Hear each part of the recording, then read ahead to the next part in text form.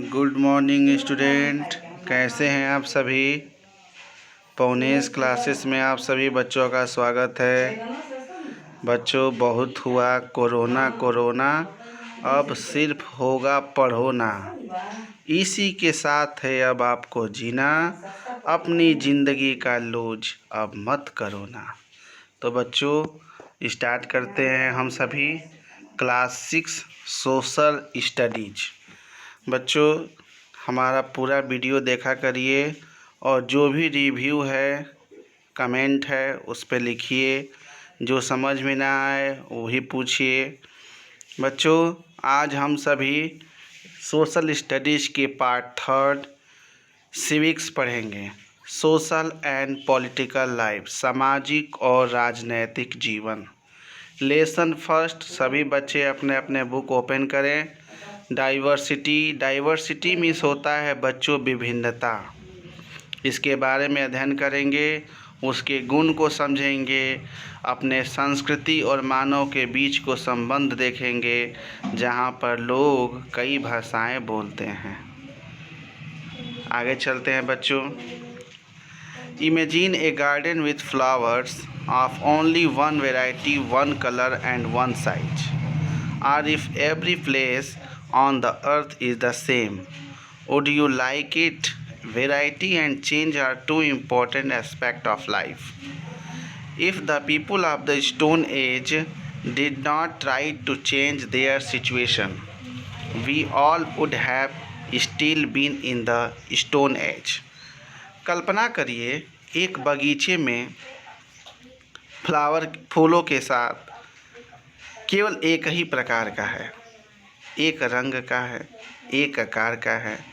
या यदि प्रत्येक स्थान पर जो चीज़ें हैं पृथ्वी पर वह एक जैसा ही है, आप क्या पसंद करते हैं? जो वैरायटी और उसका जो बदलाव है, दो महत्वपूर्ण जीवन के सोच होते हैं।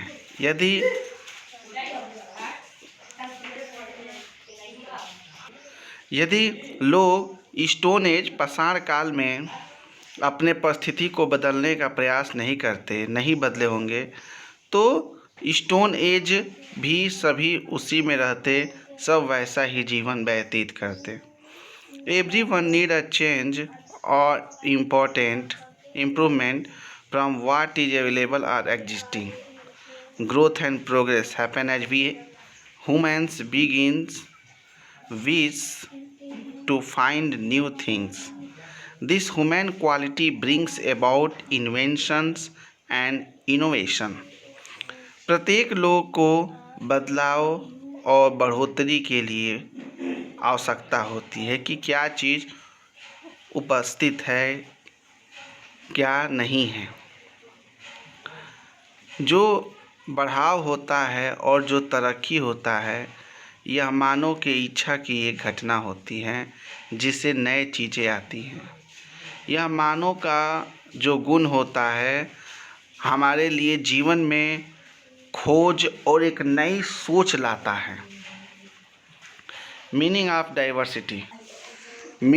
डाइवर्सिटी, विभिन्नता का अर्थ। Just look around in your class, you would find that everyone is wearing the same uniform, yet everyone is different. Your classmates come from different localities and different families. They may follow a different religion like Hinduism, Sikh, Islam, Jainism or Buddhism. Some come from the hill regions or from the plains of North India or from the southern part of India. They speak different language at home like Bengali, Gujarati, Marathi, Tamil, Telugu, Hindi, Punjabi, Urdu, etc. These differences is called a diversity. तुरंत जैसा आप अपने कक्षा में चारों तरफ देखें, आप पाएंगे कि प्रत्येक बच्चा एक ही प्रकार का यूनिफॉर्म पहना है, तभी ये बच्चे अलग अलग हैं। आपके जो दोस्त हैं, क्या वे विभिन्न प्रकार के निवास स्थान से आते हैं और विभिन्न परिवार से हैं। वे एक विभिन्न प्रकार के धर्म जैसे हिंदू, सिख, मुस्लिम, जैन, बौद्ध हैं। कुछ जो कि पहाड़ी क्षेत्रों से आते हैं, कुछ ऐसे हैं जो कि उत्तरी भारत के मैदान से आते हैं, कुछ भारत के दक्षिणी भाग से आते हैं। वे विभिन्न प्रकार की भाषा बोलते हैं जैसे बंगाली, गुजराती, मराठी, तमिल, तेलुगु, हिंदी, पंजाबी, उर्दू इत्यादि भाषाएं बोलते हैं। इस अंतर को डाइवर्सिटी कहते हैं। यूनिटी मीन्स होता है एकता। Although the students are from diverse backgrounds, yet they are your friends and you all study together as member of one section of class 6. You are classmates.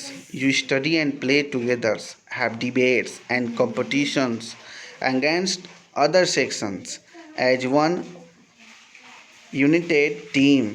Thus, you are united together as one event, while you all are from diverse backgrounds.